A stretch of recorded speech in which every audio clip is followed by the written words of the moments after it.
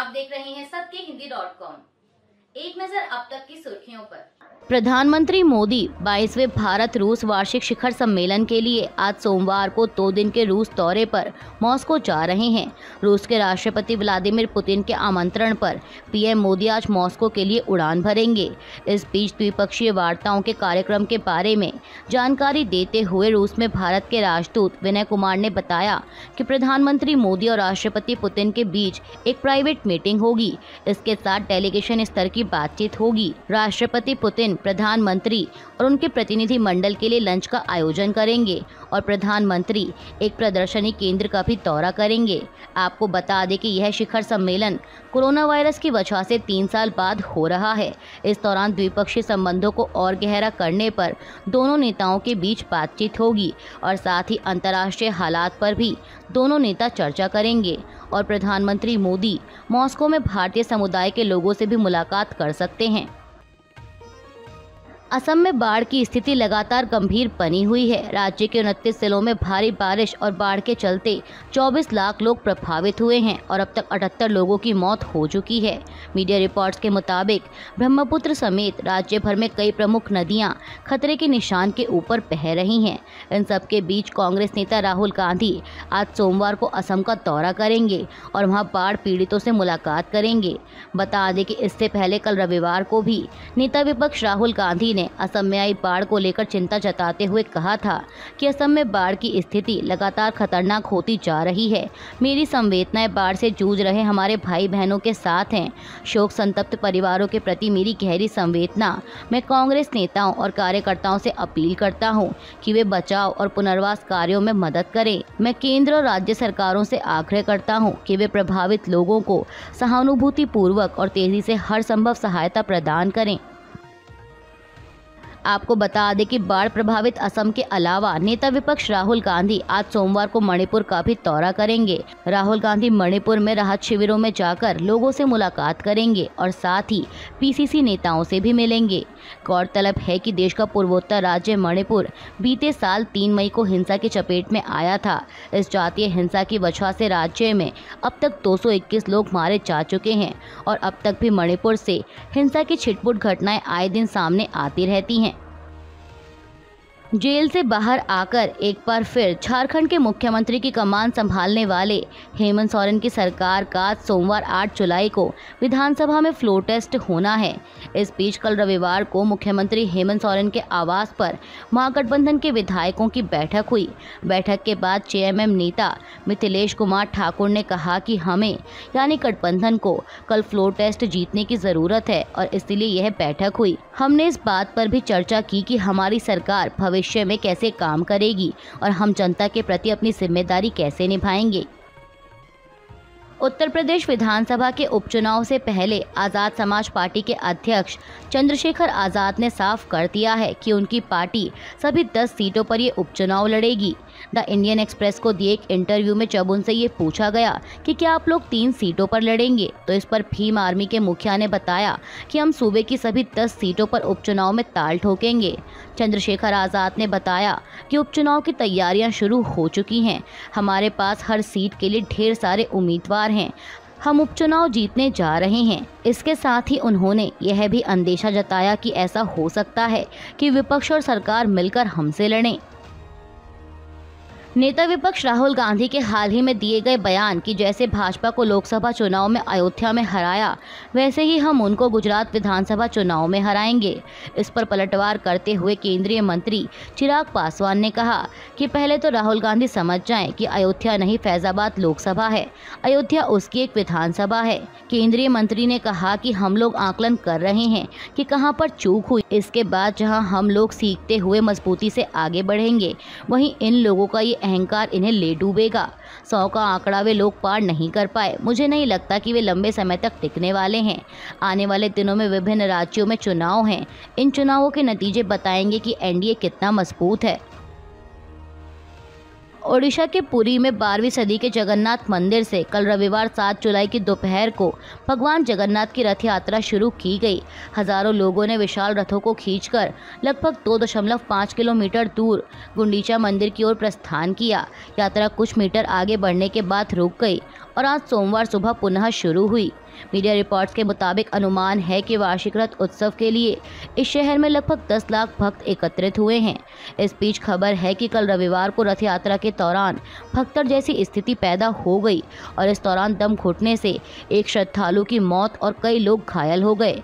मृतक की पहचान बलांगीर जिले के ललित पगर्ती के रूप में हुई है। वहीं मुख्यमंत्री मोहन चरण मांझी ने ललित पगर्ती के परिजनों को 4 लाख रुपए की अनुग्रह राशि देने की घोषणा की और साथ ही घायल श्रद्धालुओं के लिए बेहतर चिकित्सा देखभाल सुनिश्चित करने के लिए संबंधित अधिकारियों को निर्देश भी दिए।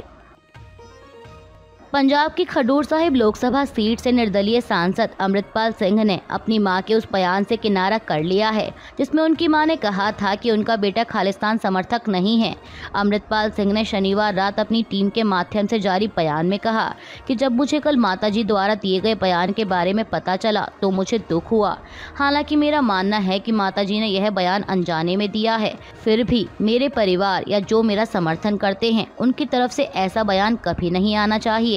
वारिस पंजाब डे के प्रमुख ने आगे कहा कि खालसा राज का सपना देखना कोई अपराध नहीं बल्कि गर्व की बात है।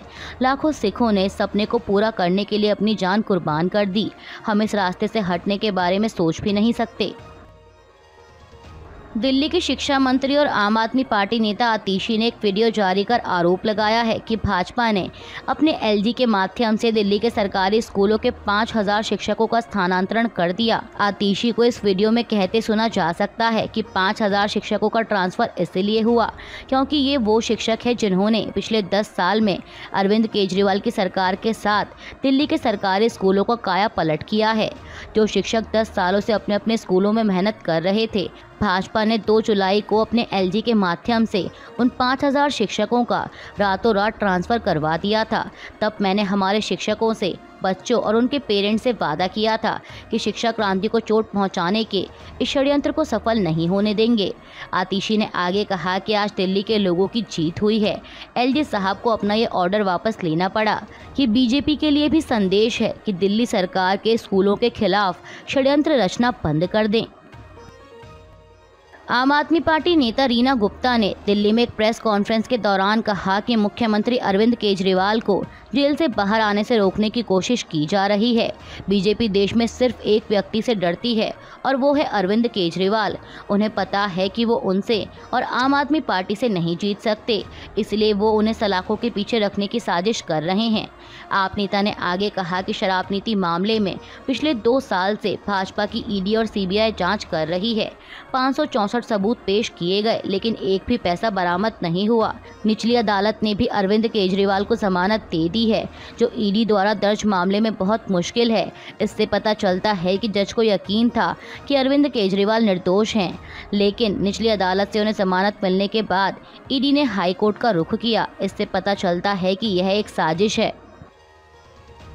मुंबई की BMW हिट एंड रन मामले में अब तक 2 लोगों को हिरासत में लिया गया है। मीडिया रिपोर्ट्स के मुताबिक इस घटना पर डीसीपी जोन 3 कृष्णकांत उपाध्याय ने बताया कि रविवार सुबह 7 बजे प्रदीप नाखवा और उनकी पत्नी स्कूटी से वर्ली कोडियावाड़ा की तरफ जा रहे थे। उसी दौरान लैंडमार्क जीप शोरूम के सामने एक BMW कार आती है और उनकी स्कूटी को पीछे से धक्का मारती है। उन्होंने बताया कि घटना की सूचना मिलते ही वर्ली पुलिस घटनास्थल पर पहुंची और घायल महिला को उपचार के लिए अस्पताल ले जाया गया, लेकिन अस्पताल में भर्ती करने से पहले ही उनकी मौत हो गई। उन्होंने बताया कि इस घटना को लेकर वर्ली थाने में विभिन्न धाराओं में केस दर्ज कर मामले की जाँच की जा रही है। एनडीटीवी की एक रिपोर्ट के मुताबिक वर्ली हिट एंड रन मामले में शिवसेना नेता के बेटा मिहिर शाह और एक अन्य के खिलाफ मामला दर्ज किया गया है। मिहिर फिलहाल फरार है। हालांकि पुलिस ने मिहिर के पिता राजेश शाह और उनके ड्राइवर राजऋषि राजेंद्र सिंह बिदावत को पूछताछ के लिए हिरासत में ले रखा है। डीसीपी ने बताया कि घटना के वक्त गाड़ी में 2 लोग थे। उन दोनों के खिलाफ मामला दर्ज किया गया है। इस मामले की जाँच की जा रही है। पुलिस अधिकारी ने बताया कि कार मिहिर शाह के नाम पर है। हादसे के बाद मिहिर कार को बांद्रा कलानगर में छोड़कर भाग गया। हादसे के बाद पिता को फ़ोन कर घटना की जानकारी दी और इसके बाद उसने अपना फ़ोन बंद कर दिया। मिहिर 10वीं पास है और कंस्ट्रक्शन पेशे में है। पुलिस की 6 टीमें मिहिर की तलाश कर रही हैं। इस बीच BMW कार कलानगर इलाके से बरामद कर ली गई है। तृणमूल कांग्रेस की सांसद महुआ मोइत्रा के खिलाफ अभद्र भाषा के इस्तेमाल पर एफआईआर दर्ज की गई है। भारतीय न्याय संहिता यानी बीएनएस की धारा 79 किसी महिला की गरिमा को ठेस पहुंचाने के तहत केस दर्ज हुआ है। बता दें कि महुआ मोइत्रा पर सोशल मीडिया साइट के पोस्ट में राष्ट्रीय महिला आयोग की अध्यक्ष रेखा शर्मा पर अभद्र टिप्पणी करने का आरोप लगा है। महिला आयोग ने शुक्रवार 5 जुलाई को मामले में दिल्ली पुलिस को शिकायत दी थी, जिसके बाद स्पेशल सेल ने कल रविवार 7 जुलाई को मुकदमा दर्ज कर जांच शुरू की। दिल्ली पुलिस की स्पेशल सेल की intelligence fusion and strategic operations unit अब उस social media platform x handle की जानकारी लेगी जिससे रेखा शर्मा के खिलाफ अपमानजनक भाषा का इस्तेमाल किया गया था। फ्रांस में हो रहे संसदीय चुनाव में बड़ा उलटफेर देखने को मिला है। दरअसल पहले चरण में आगे चल रही धुर दक्षिणपंथी नेशनल रैली पार्टी ताज़ा अनुमानों में आश्चर्यजनक रूप से तीसरे स्थान पर जाती दिख रही है, यानी यहाँ किसी भी पार्टी को बहुमत नहीं मिलता दिख रहा। वामपंथी गठबंधन को सबसे ज़्यादा सीटें मिली हैं। इसके बाद राष्ट्रपति मैक्रोन की पार्टी दूसरे नंबर पर है। वहीं मजबूत मानी जा रही धुर दक्षिणपंथी नेशनल रैली तीसरे नंबर पर रही। आपको बता दें कि फ्रांस में बहुमत के लिए 289 सीटों की जरूरत होती है। फ्रांस की संसद में, जिसे कि असेंबली नेशनल कहा जाता है, इसमें 577 प्रतिनिधि होते हैं और पूर्ण बहुमत के लिए 289 सीटें चाहिए होती हैं। मीडिया रिपोर्ट्स के मुताबिक माना जा रहा है कि कोई भी गठबंधन अकेले दम पर बहुमत हासिल नहीं कर पाएगा। अब ऐसे में सवाल ये है कि आगे क्या। दरअसल फ्रांस में गठबंधन सरकार का कोई इतिहास नहीं रहा है।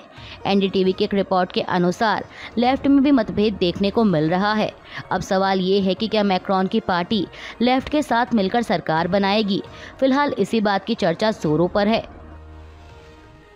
भारत और जिम्बाब्वे के बीच चल रही 5 T20 मैचों की सीरीज का दूसरा मुकाबला कल रविवार को खेला गया, जिसमें भारत ने जिम्बाब्वे को 100 रनों से हरा दिया है। बता दें कि भारत ने जिम्बाब्वे के आगे 235 रनों का विशाल लक्ष्य रखा था, जिसके खिलाफ जिम्बाब्वे की टीम 18.4 ओवरों में ही 134 रनों पर ढेर हो गई और उसे 100 रनों से हार का सामना करना पड़ा। आपको बता दें कि इससे पहले शनिवार को खेले गए सीरीज के पहले मैच में जिम्बाब्वे ने भारत को 13 रनों से हरा दिया था और अब एक दिन बाद ही भारत ने उस हार का बदला लिया है। अभी के लिए बस इतना ही। बाकी की खबरों के लिए बने रहिए सबके हिंदी.com के साथ।